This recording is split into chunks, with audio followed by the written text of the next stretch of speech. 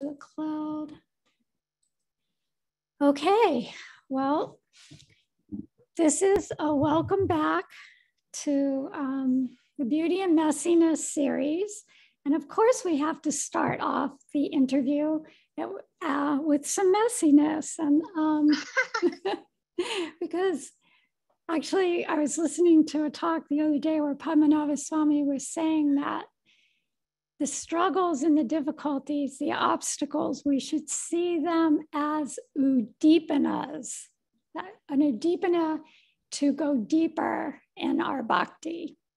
So here we are, Yogamaya, another udipana. So I want everybody, I wish you could see Yogamaya's beautiful face because she is a radiant, beautiful person. And we're missing out on getting that visual, but we will be able to hear your story, which is, well, I have been on the journey with you for the last few years and know a little bit about your story, but real excited to have you share it with everyone. So I'm gonna just start by reading Yogamaya's bio, it's short.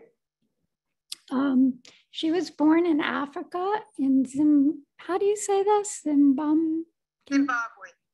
And to British parents in 1956. She moved back to England in 1960. She lived and went to school there until she was in her 20s. And then she traveled to the US and started her spiritual search. After a few years, she was called back to England as her father was dying. For the first time in her life, she watched someone she loved very much depart from this world. It was a shock, a big shock. She knew she had to find answers to all of her questions. So she got a job in San Francisco, and that's where she met devotees of Tripurari Swami. And this must have been around 1987. She knew that she had found the answers to all of her questions, and she took Diksha in 1988. So she was one of Guru Maharaj's first disciples. So she returned to England early in 1990, and she became a qualified Hatha yoga teacher or Hatha yogi. And then she met Hamsa Avatar Prabhu in 1992. And then they got married in 1995. So they stayed in England hoping to start a spiritual center, but they ended up moving to Santa Fe, New Mexico instead. And they opened a new Rishikesh Vedic Center in the early 2000s. So she took yoga and Ayurveda courses from David Frawley, who became a very good friend of theirs. She became an Ayurvedic practitioner, moved to Florida in 2009, and then she moved to North Carolina in 2017. And then this is some of the real messiness after that. When she moved, she broke her neck, and she'll probably unpack that a little bit. And then she moved back to Florida in 2020, and her husband passed from the world shortly thereafter. And so now she's back in the UK, taking care of her elderly mother. So Yogamaya, I would like for you to share a little bit about your life, starting with growing up. Was there any indications, anything that we could say would have indicated that you would have taken to a spiritual path? Yes, I think I was always a very odd child. I was considered to be very headstrong. That's what my father called me.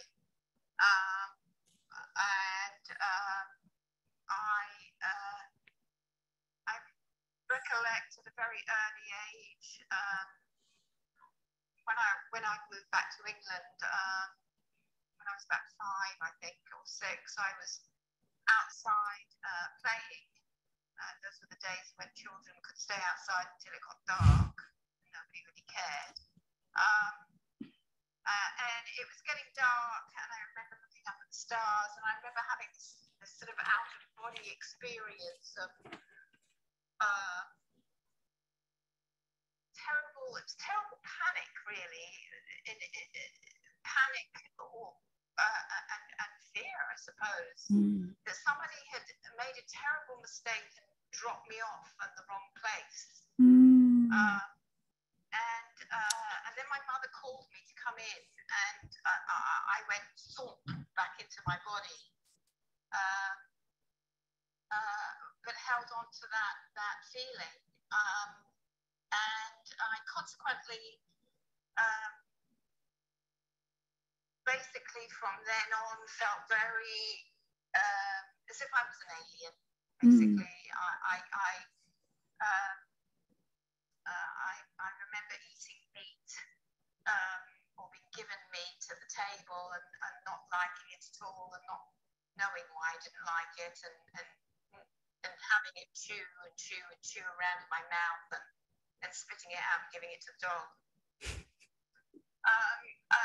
And then I think I was probably about 9 or 10. I was at home from school because I was sick, and I was watching the television, and it showed you what they did at a slaughterhouse, and it absolutely crucified me. I couldn't believe.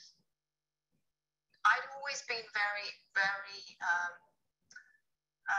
compassionate. I was a very compassionate child, and I remember having a little rabbit, and it had died, and they brought it in and put it by the fire because it was so cold. It died of the cold, I guess. And they, and I thought it would come back to life, and this whole thing about dying and was very disturbing to me, and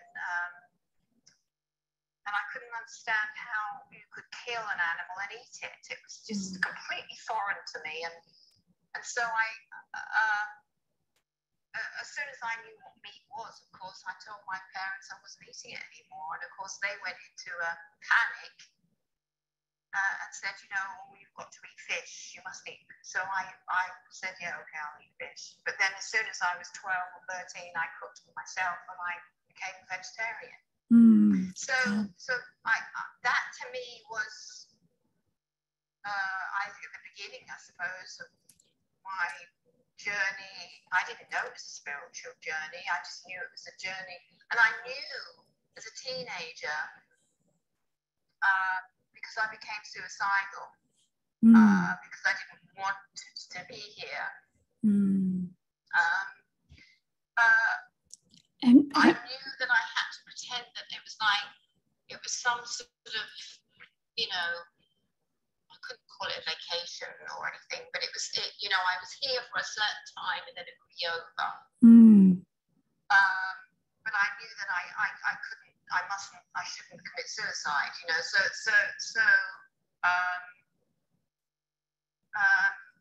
yes, from an early age, I knew that this wasn't the place for me, and I had to, I was searching desperately. So when I was in my early 20s, I was in a relationship, and I had a stillborn child,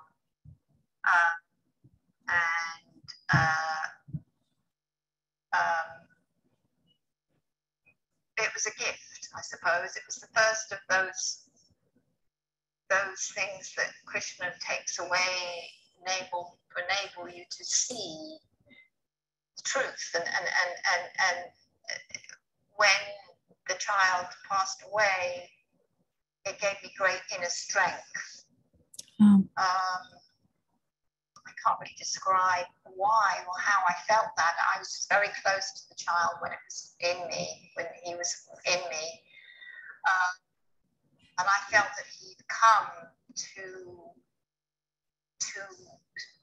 allow me to see how strong I really was. Wow. And so I left my old life behind, and I went traveling to the United States. I'm not sure why I went to the US. I guess was destiny taking me there.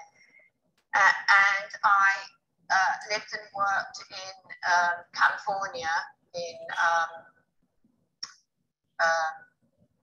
Southern California, which was like the worst possible place really to be. I think it's, you know, it's for enjoyment. Trying to yeah. Yeah, so I think it's probably Krishna saying, well, you know, this is, you know, the material world at its worst. And so I was searching. I went to Buddhism and tried to find the answers there, but of course it only took me so far. And I found it very much like Christianity, actually, because you get so far and then they don't, you know, they just say, oh, it's samsara, you know, you just reincarnated. And I knew there was more to it than that. So when I was in Southern California, that my parents or my sister called me actually and said that, you know, Daddy has only 2 weeks to live, which was a shock to me. I knew he'd had cancer and they operated, but they said they removed all the cancer and everything. So what they decided to do was not tell me that he was dying until the last minute. So anyway, so that was a real shock to me. So I got on a plane, I flew back. I probably had a week with him. He didn't last much longer than a week. He died of esophageal cancer. And I couldn't do anything for him, which to me was so sad. I mean, I couldn't do anything for him. I couldn't help him. I couldn't walk to the other side with him and say, you know, everything's going to be all right, Dad, and come back, you know. And then it was like a huge reality check for me, because you know, this is what it's all about. I mean, you know, this is what our life is about. Our life is for us to learn what is beyond. Wow. Even though at the time I didn't know what was beyond. But I knew that there was a God, and I knew that he was a kind, beautiful God.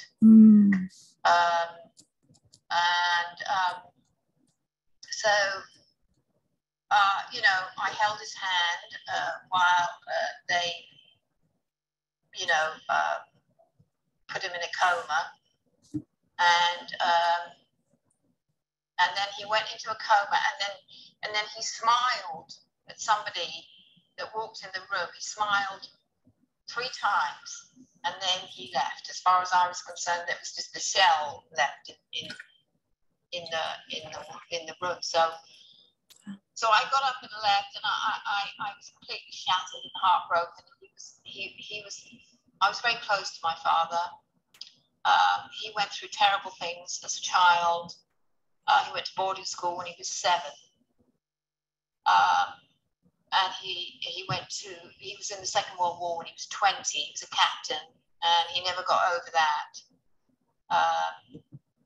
Seeing, you know, sending these men to their deaths, and you know, so he would confide in me.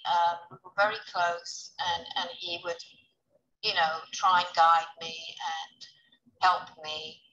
And when he died, I knew I had to find a teacher. I just knew then I had to find somebody that knew what the hell this was all about. And then Krishna arranged it. I stayed with my mother for about 3 months. And then he arranged everything beautifully. He got a friend of mine in Southern California to get me a job in San Francisco. I moved to San Francisco, and I got a really good job working for 2 bankers. And actually 2 attorneys, and I met the devotees. I had to go to the DMV there for one of them, and I met the devotees there in the parking lot, and they gave me a flyer to see if I, you know, were you interested in vegetarian feast? And of course I was, being a vegetarian. So I went, and I was just, you know, completely blown away. I mean, most people probably know the story of, you know, a church street where the temple was. I went, I took my shoes off at the bottom of the stairs. There was these beautiful wooden stairs up to the temple room, and there was a little reception area there. And, you know, I sat there, and a friend came, Asasaki, she's not with us, she took initiation with Narayan Maharaj. But she spoke to me, and she was very sweet. And then we went into the temple room. I didn't know it was a temple room. I didn't know anything. And they were singing and dancing. And I thought, you know, this is wonderful. You know, because I've been brought up in Church of England in these dark, stone, cold churches, you know, and everybody's miserable there. And I thought, you know, this is what heaven must be like. Everybody's singing and dancing. I mean, it's just wonderful, you know, and I could feel the energy in the room. And then these curtains opened, and these beautiful beings were standing there. And I was just, because everybody hit the floor, because I was standing there. I mean, I didn't know, you know, you had to go down and pay your obeisances. I was just looking at them, and I just couldn't believe how beautiful they were. And then everybody got back up again, and, you know, danced and sang a bit more, and then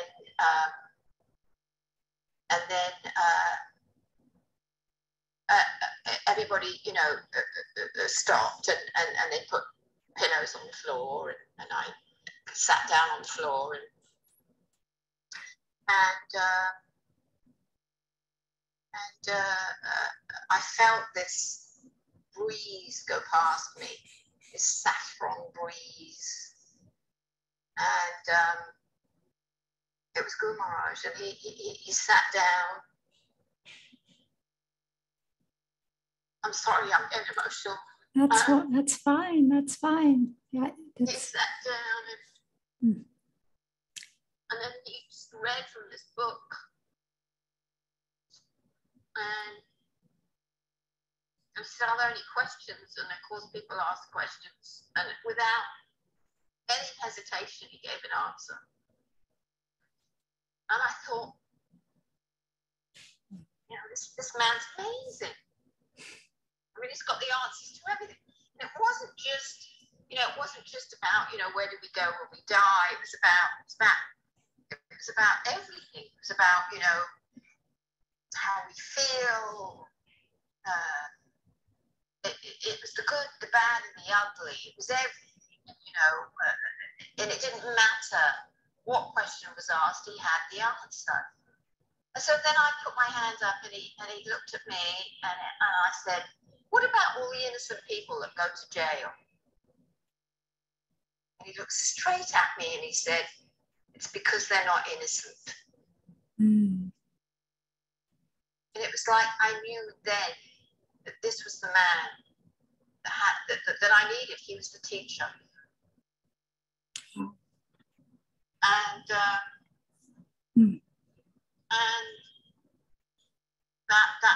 you know, that was Guru Maharaj. That was my teacher. Wow. So and how many years has it been now since you've been with him, since that moment? Oh, good heavens.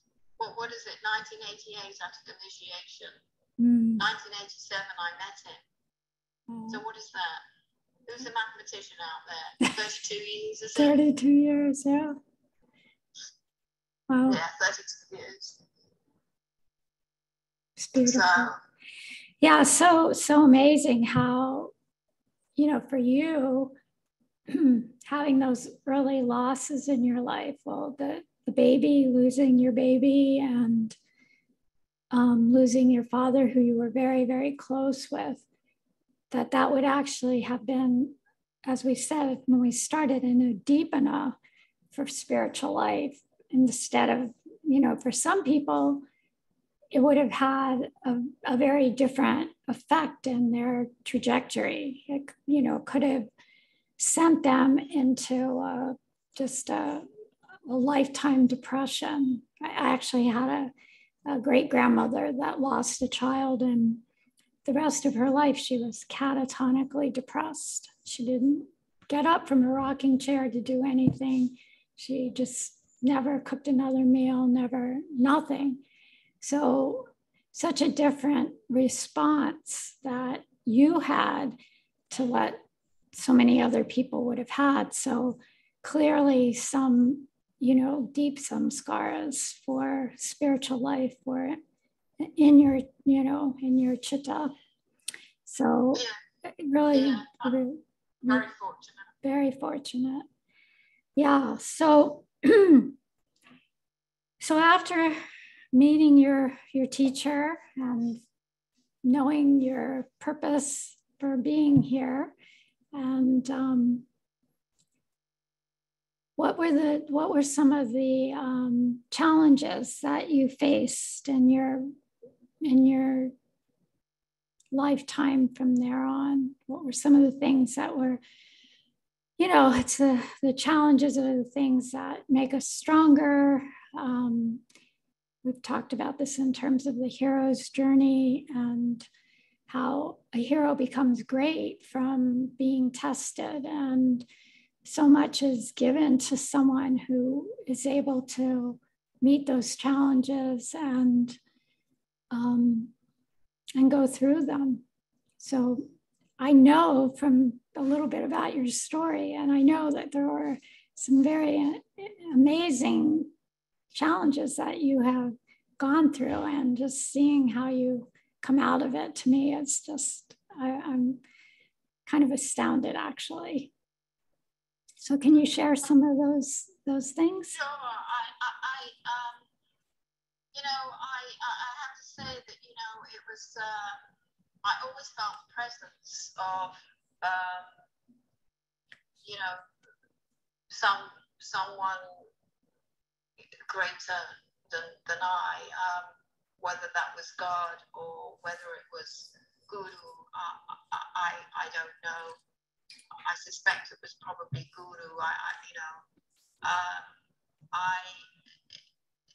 knew that Guru Maharaj, was my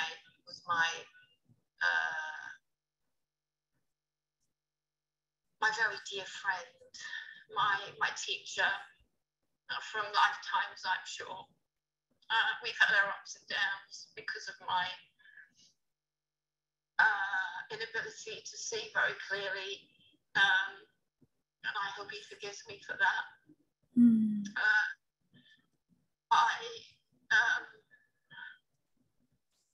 I don't know. It was when I came back to England after meeting Guru Maharaj. I was in a very bad marriage. It didn't last very long, and I fled back to England. He was not very stable mentally. So I got an apartment in Hastings, East Sussex. I was alone.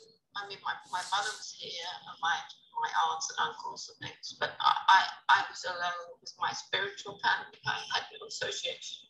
And I would cry every night. And I used to feel Srila Prabhupada so close. He would come so close. And he helped me so much get through that time. And he gave me the strength. He gave me the strength to understand that I was going through these things to make me stronger. Because we need so much strength to be spiritual warriors, especially in today's world, especially in Kali Yuga. Yeah. And we need to have strength for our spiritual brothers and sisters to help them. And he sent the association eventually. I don't have time to go into it now, but he did send the association. And you know, and I was okay. I was fine.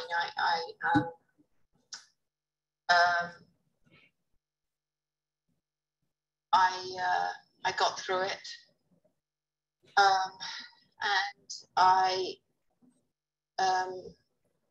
eventually I met Hamzavatar Das, and he came to England, and we were just friends initially. I helped him arrange a tour of the UK with his Vedic astrology, and it just went so well. It was Srila Prabhupada was there with us. It was just wonderful. So many people came. You know, he was frightened to do bhajan, to do kirtan, because you know, so many things, negative, bad things were happening, I guess, within ISKCON at the time.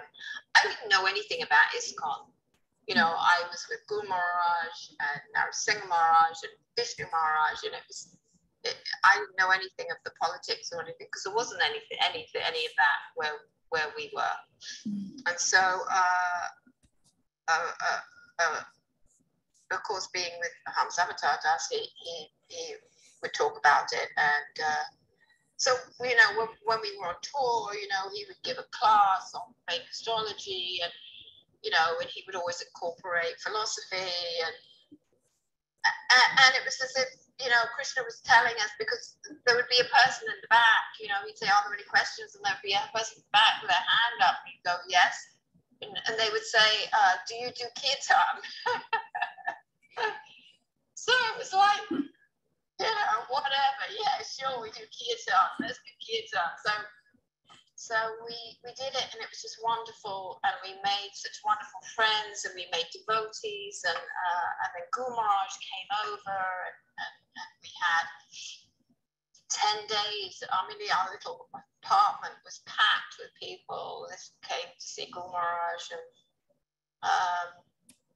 you know, and then we thought we'd open up a spiritual center, and for one reason or another, we couldn't do it. We kept, you know, there were issues because obviously we weren't meant to be there. So we ended up in New Mexico.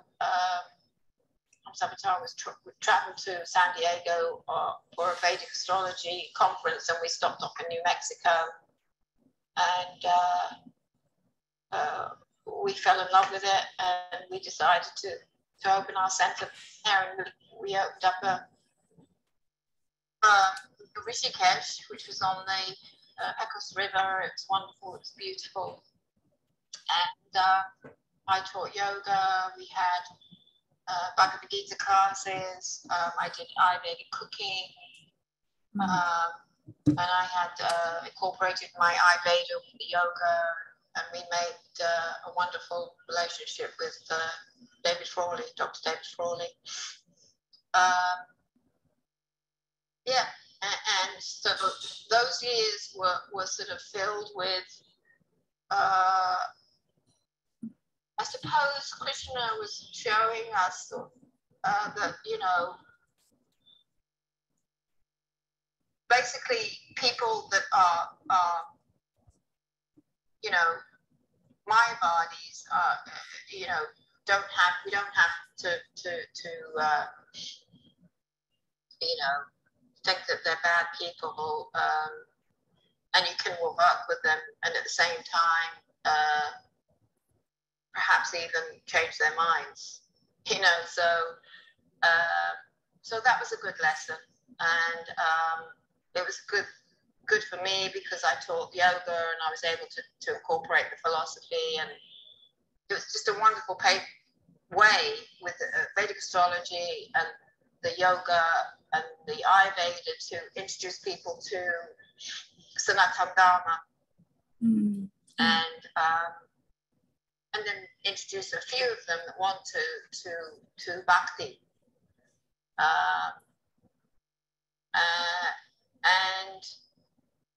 and then, you know, Krishna. Some people just sail through life. I don't sail through life. I get grabbed by the collar and dragged from one place to the other. And so I guess Krishna didn't want us to be there anymore. And so through certain circumstances, we ended up in Florida. And I continued on teaching yoga. Hans Avatar continued on with his Vedic astrology, and we also rescued horses. So my whole life has been filled with horses. I could ride before I could walk. My sister's 7.5 years older than me. She was an equestrian, so I got taken to see her, and I was plonked on a horse. And I've always been very, very close to these, as Srila Prabhupada would say, the most beautiful animal is the horse. So they played a big part in my life. They played a big part in my spiritual growth. They played a big part in Hans Avatar's opening up his heart. A lot of devotees have hearts that are closed. They were damaged in some way, I suppose, when they were growing up, or they were born that way, but I always had the ability to have this open heart, and of course I could communicate with animals. I always loved animals, insects, whatever. I can't kill, I never could kill a fly or a beetle or a spider. And Hans Avatar, because we had our animals, we had dogs, we rescued dogs, and the horses, they see right into you. They see right through you, into your heart. And I don't know, they just have this ability to open it right up and allow Krishna in, I mean, because we all go through the motions, but you have to have an open heart. Yeah. Krishna has to see your heart. Oh, yeah. And so I, that's how we got to Florida. And then Hans Avatar got sick with hepatitis C. He tried that new drug, it worked. And then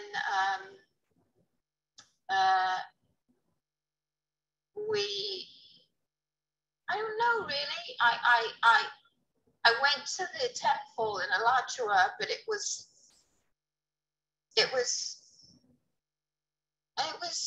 just different, I suppose. I was always searching for that wonderful feeling of Church Street in San Francisco, and I could never find it really. And so, we kept on thinking and hoping and praying, and that, the North Carolina thing would work. And we had to sell our farm because we wanted to move up and be part of the community. And it was so hard to sell anything then because the market was so bad. So anyway, we eventually sold it and moved. We found a wonderful property that we turned into, like an equestrian property. I was going to do equestrian therapy, which is, people come with issues, psychological, emotional trauma, issues that horses have the ability to heal. So we were going to incorporate it with the whole Ayurvedic you know, bhakti philosophy. Again, Krishna had other plans. I remember going to see Guru Maharaj. I was so happy, so joyful. I asked him about, you know, my service and my deities, my deity worship. And anyway, make a long story short, I rolled my car and nobody else was involved except Krishna. For those of you who may not have heard that, she rolled over in her car.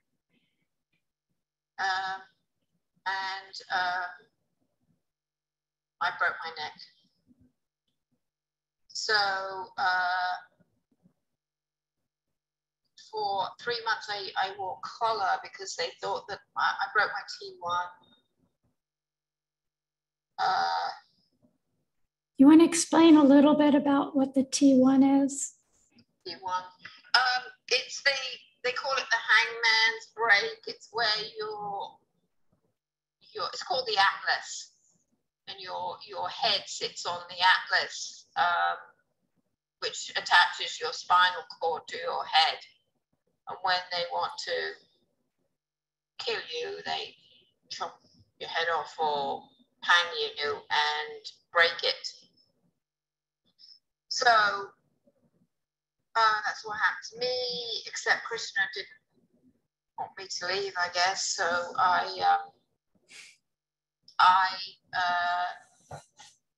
was hanging upside down in the car, screaming. Well, I wasn't screaming, but I was calling. I was shouting for Krishna. The fireman must have thought I was mad. Anyway, they got me out. They flew me to the hospital. They did all these tests on me. They said that it wasn't broken all the way through. I just had a fracture, and if they put a collar on, I should be all right. So they put a collar on me, a hard collar. If anybody knows what that is, it's torture. I had it on 24 hours a day for 3 months, only to be told that it wasn't a hairline fracture, it was a real fracture. And that if I got any bad feelings in my arms or legs, I needed to go to ER. So by this time we realized that, you know, we weren't going to go and continue on with our plans. And I did get funny feelings in my arms and legs. And Ham's Avatar took me to the ER, where the surgeon told me that I may wake up a paraplegic, or I may not wake up at all. So Ham's Avatar and I said goodbye to one another, and I went into my operation. And I woke up, I wasn't a paraplegic. And I knew without any doubt in my mind that Krishna was with me. And nobody could ever take that away, because he's the beginning and he's the end. And he's the past, and he's the present, and he's the future. So I went back home. We found homes for the horses, and I was angry at Guru Maharaj, and I didn't understand really what was going on. It took me about 18 months, I suppose, to recover fully. I couldn't really walk. It took me a while to walk, learn to walk again. And during that time, Hamsavatar was amazing. He took care of me beautifully. Anybody who knows Hamsavatar, he knows that he makes a mean sandwich, but he's a terrible cook.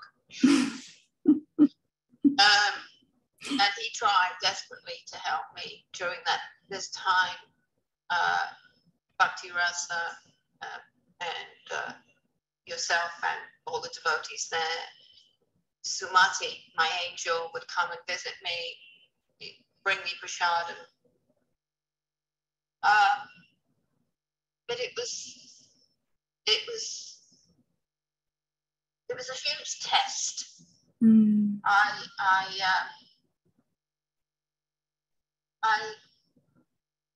knew nothing.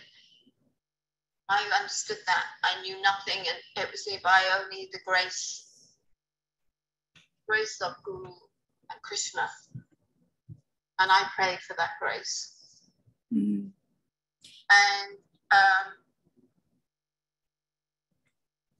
I began to understand that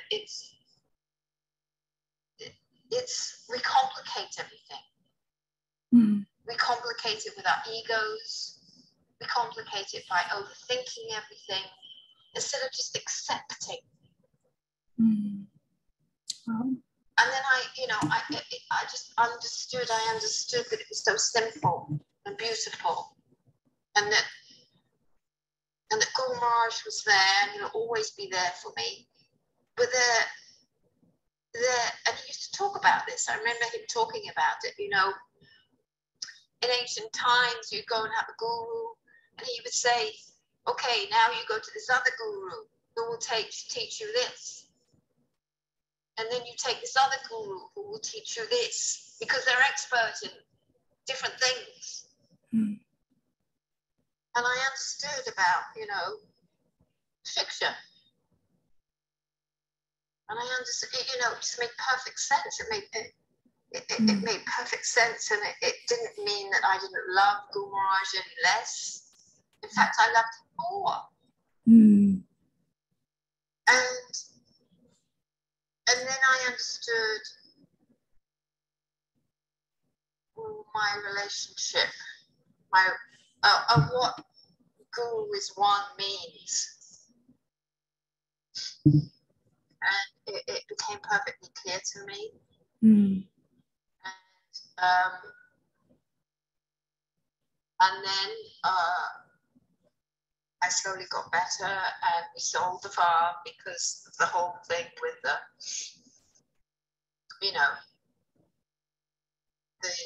community. It was, I believe now that we all came there to do our individual work. We had to work individually on ourselves. It wasn't about community. It was about, yes, loving each other, the other devotees, but Krishna was really testing us all. And so we sold the farm, and the day that we moved, the COVID thing happened. And we were thinking about staying in a lajua. We didn't know what we were going to do. We were toying with the idea of coming back to England because my sister needed help taking care of my mother. And anyway, we left, and this whole COVID thing happened. And then the reality of practically everything that Srila Prabhupada told us that was going to happen happened. It was, this veil had been lifted, It was like, yeah, everybody's a demon. Can't you see? They're all demons, the pharmaceutical companies and the politicians and the,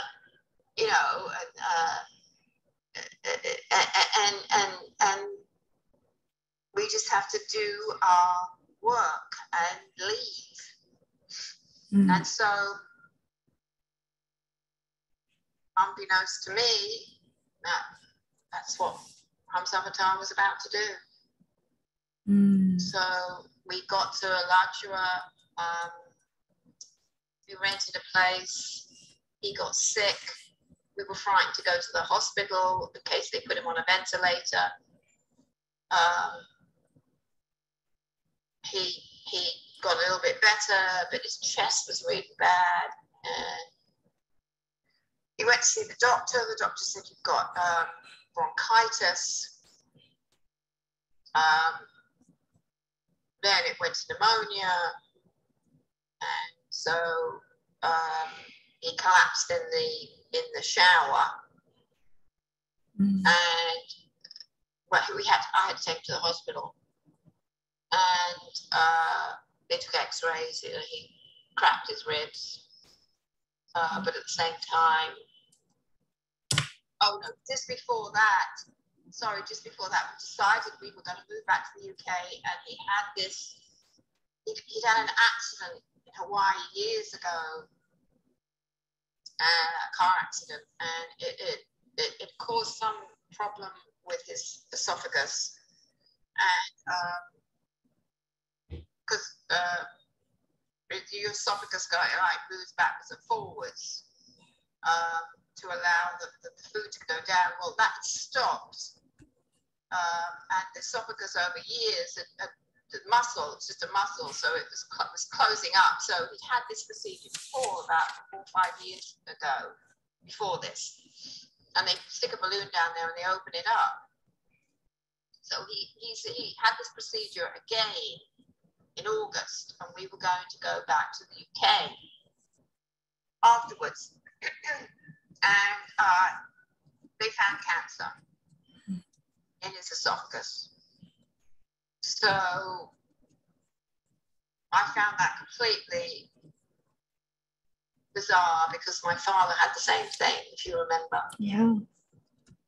And it's supposed to be fairly rare. I don't know if it is, or whether they just say that, but I just thought that the whole thing was weird. My dad died when he was 66. Samantha was 67. Wow. Yeah. It was just really bizarre. Anyway, so I knew all about esophageal cancer. I could tell you everything about it. And of course, I told Samantha what they do. I mean, they've done nothing. My dad's been gone for 35 years, and they've done practically nothing.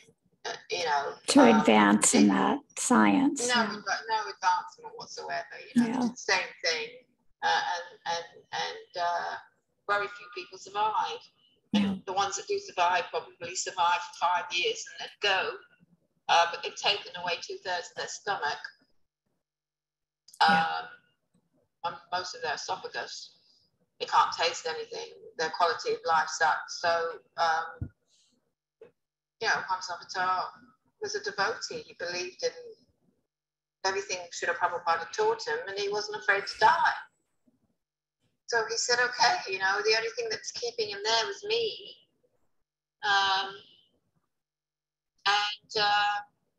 So he refused the treatment. As soon as he refused all the treatment, they dropped him. They didn't want anything to do with him.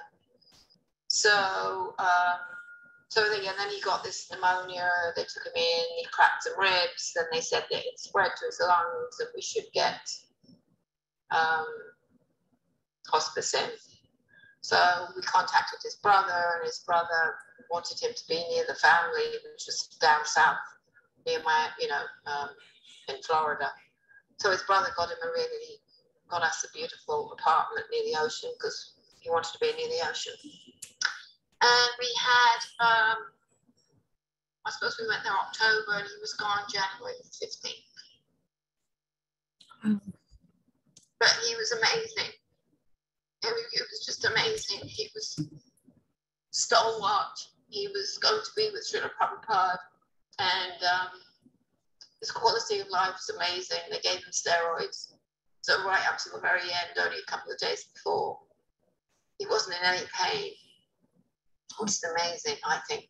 But, he was on morphine, but, and he could swallow. Wow.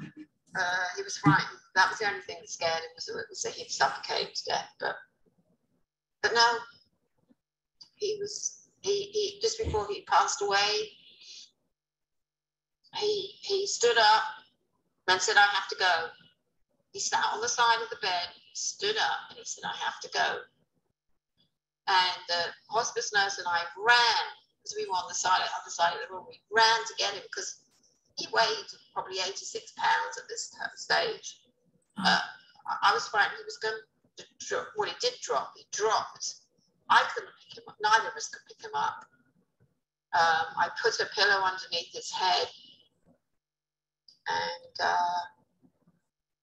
she said, I looked at her and she said, yeah, I think he's going. And I just cried. I just screamed out to him, go to Srila Prabhupada, go to Srila Prabhupada.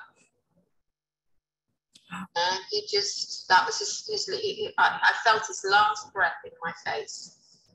And that was it. Wow. He was gone. But that room was filled with joy, so much joy. I can't tell you. It was the most highest, wonderful, beautiful thing I've ever experienced in my life. And it stayed with me for days, and then it started to dissipate and leave me, and I felt so low and depressed, because it was just amazing. It was like I wanted to pick him up and hold him in my arms and dance with him. Oh. You know, and the hospice nurse, she felt it. She was smiling. It was just, you know, it was just wonderful. It was just beautiful. And Yeah. and yeah, and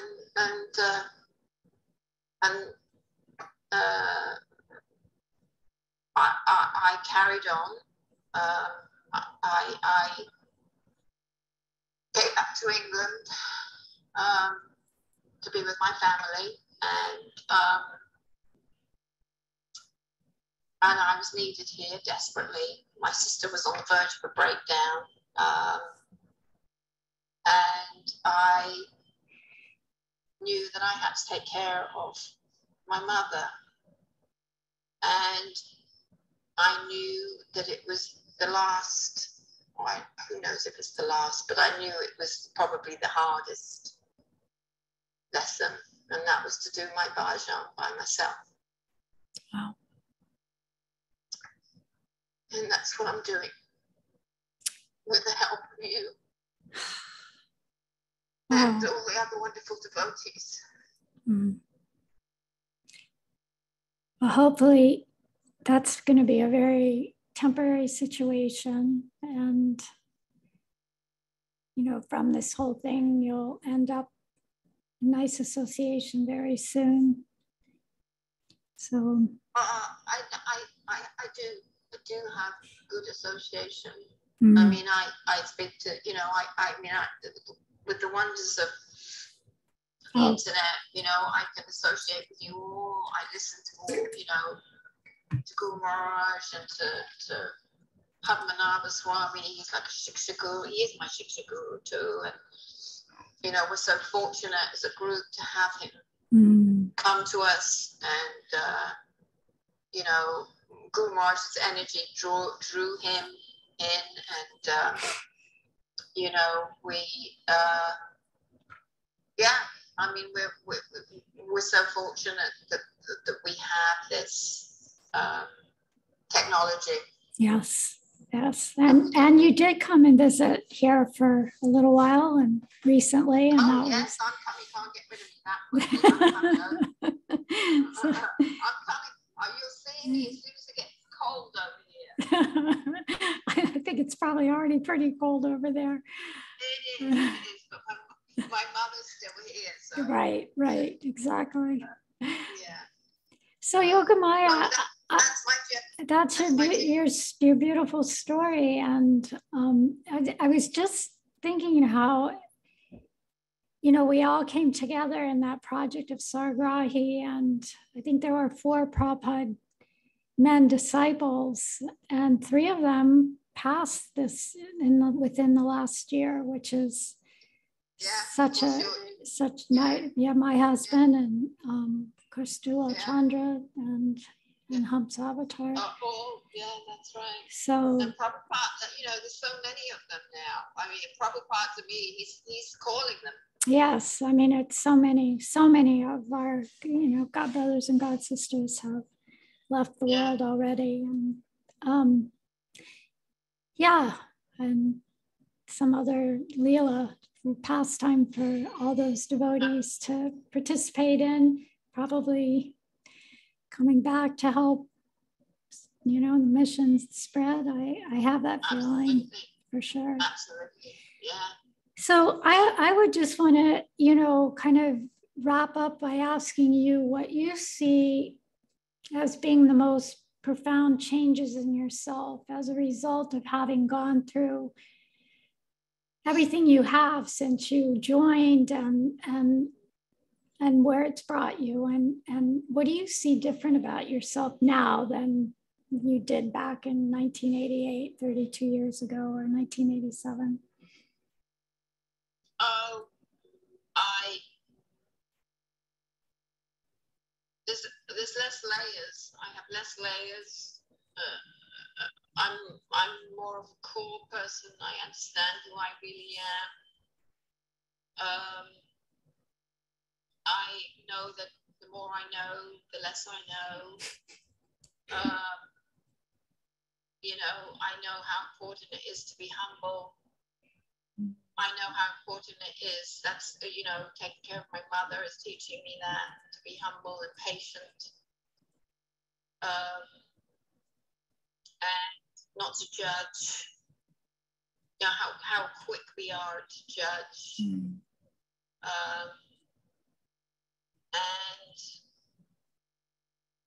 just pray for grace. For me personally, I understand, that it's with grace that I am able to move forwards in my spiritual life. There is no other way. Yeah. I mean, for all just thinking of how, and you didn't even mention that you also had a melanoma that you all, in between breaking your neck and having your husband leave his body, because that was just kind of insignificant that you had to, right, yes. So definitely a devotee that has endured some very, very difficult challenges. And when you came here recently, a couple months back, I was just so impressed, Yogamaya, just how positive you are, and how you've healed a lot of your guru wounds, as we could say. And right. You just really have done so much work on yourself. And so we can only look at that and say, it's all grace. Everything that, when bad is good, all the things that happen to us are only to help us grow and come closer to the ultimate goal of our lives, and loving service to Krishna, Radha and Krishna. Right, absolutely. And understanding, that we are layers of, personalities that,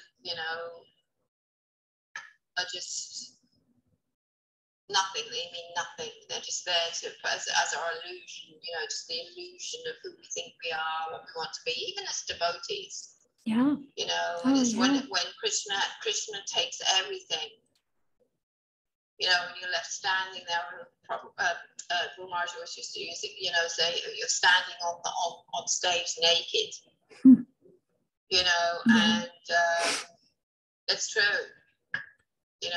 I'm on stage, I'm naked, and I love you, Krishna. I love you, Guru Maharaj, because it's that's what it's about. That's the reality. Yeah. The reality that, we talk about it all the time. I mean, you're born naked and you have nothing, and you die naked and have nothing. That's right. You think you have nothing, but of course you have everything. That's right. That's right. Yeah. You know, it's understanding what that everything is. You know, which is the grace. So beautiful. Yeah, thank you for that.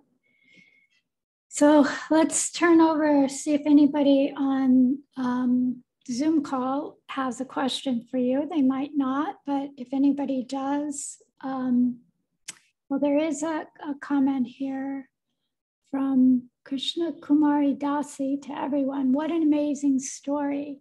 Thank you for sharing your story and realizations. Does anyone, does anyone have a question they would like to ask Yogamaya? Anything? Hare Krishna, it's Omkar here. Hare Bo, Omkar, yes, we can hear you. Can you hear Omkar, Yogamaya? No, can't. Okay, well, I'll just repeat to you. And so go ahead. Okay, I wanted to give my pranams to her and thank for her amazing, sharing her amazing story with us. And I was just curious of her, she mentioning about her bhajan. Maybe she cares to share a little bit what her bhajan would be like now after her, I mean, pretty intense experiences after transformative. It probably is the way. As of recently, like now that she's coming to the sort of Antya Lila, perhaps, of her manifest presence here, if you can say like this, then what would be the, that would be my question. Thank you. So did you hear that, Yogamaya? Do I need to repeat it? Okay, he's wondering what your bhajan looks like now, having gone through all that you went through and coming to your Antya Lila of your lifetime. So he was wondering if you could describe or share with us what that looks like for you. My bhajan, you know, it's so important to me. It's the most important thing, you know, really. And, you know, I get up, I chant some rounds, I take shower, I take care of my deities. I talk to Guru Maharaj, I talk to Prabhupada, I talk to Hamsavatar Das, I enter the animal kingdom and the kingdom of nature, and find Srimati Radharani's blessings there. And without that, every day, I wouldn't be here now. You wanted to say what deities you have? They're lovely deities that you worship? Yeah, Radha Govinda deities, Venkaprabhu deities from Mayapur, and I have Vanamali Krishna, Sheila, who's very, very dear to me. I bought those, and Dhammatari, I had those with me. I take them when I travel. I bought them with me when I came to visit you. Yeah. Vanamali he's just so beautiful, and he gets more and more beautiful, and he gives me joy.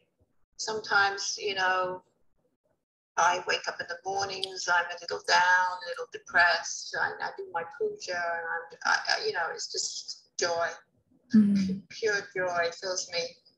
I wake him up in the morning, and he's looking at me, you know, over his little bed cover, and it just makes me so happy. So yeah.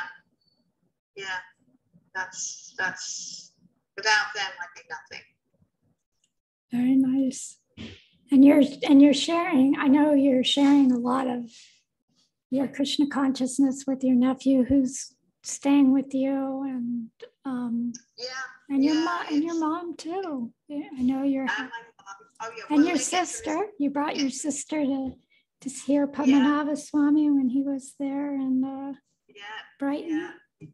Yeah. So they're all getting bliss for sure. So Krishna definitely wants you to be with those souls at this time to help elevate them. Absolutely. I mean, it was my mother that first brought Srila Prabhupada into the house. I mean, she found the first canto of the Srimad Bhagavatam. Wow. On the ground where she used to walk the dog. Wow. So it's all her fault. Yeah, that was when I was probably about 10. Wow. 11. Wow. Yeah. So he's been in the house. Srila Prabhupada's been in the house for many, many years. Wow. And of course, nobody read it. Nobody understood it. And then, of course, she was the first one to get My Sweet Lord, you know, the old 45 records they used to. And she played that thing and played it till the middle fell out. Wow. Wow. So then, you see, we were introduced to the Maha Mantra. Wow. Yeah, so your mom has some... And it's interesting, you know, I don't know what my dad had to do with this, but he was born in India. Well, no, actually, no, he was born in the UK, but he lived in India till he was 7. Wow. So, very interesting. So, you know, I'm sure there's some sort of connection there. So, you know, who are these souls? Who are they? Yeah, I know Prabhupada once said that to the devotees, that all of your parents are devotees. How else could they have had you as their children? So, right. Yeah, of course, it could have been just one of those very encouraging things that Srila Prabhupada said, but it does seem like we see a lot of parents at the end of their lives having some real transformation and conversion. Right. So, you know, we'll see with your mom what things lay ahead for her. Yeah. Yes. Yeah, that's all you can do, isn't it? That's all you can do is you can be an example. Yes, it's be an example. You know, be an example, and you know, they can see it. They can see it. They have to be blind. Not well, that the blind person could feel it. You know, that you know, the love and the joy and the strength that we get from it. Yes. Spiritual strength. Yeah. So Yogamaya, thank you so much for coming on. And I'm sorry, like I said, I'm really sorry everybody didn't get to see you and see you in person, but of course the words are the most important thing that the devotees have to offer, more than the vision of them, but their words. So you spoke so many things that I know touch the devotees very deeply that are on the call, and this will, you know, go up on YouTube, and I'm sure hundreds of people will benefit from hearing your story. So I think, thank you for inviting me. I really appreciate it, and I apologize for being emotional. I'm happy that you are emotional. We do have a heart, and our heart should be softening, and that's a very positive thing. So right, and I want to thank all the devotees. You know, I want to thank them for their love and for their hearts and their friendships. Hi.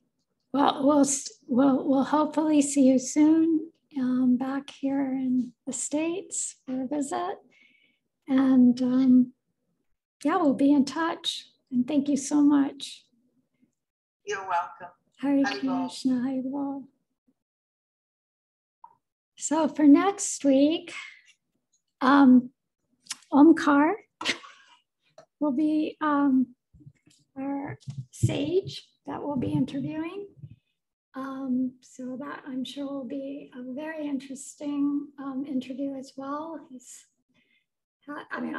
I'm looking forward to it a lot because I don't know much about Omkar except for hearing his very nice questions over the years and seeing him, but it will be really, I'm really looking forward to his interview. I'm sure others are as well.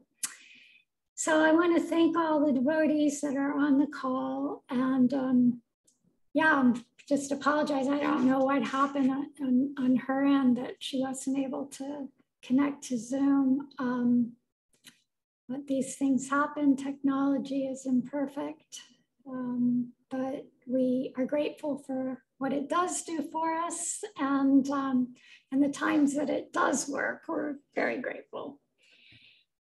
All right, so we'll see everybody. I think the next Sunday, there's instead of questions and answers, there will be a memorial service that will be for Dulal Chandra. Archana-siddhi Devi is going to be hosting that. And if anybody would like to speak and say anything on the call, to contact her and let her know that you would like to do that.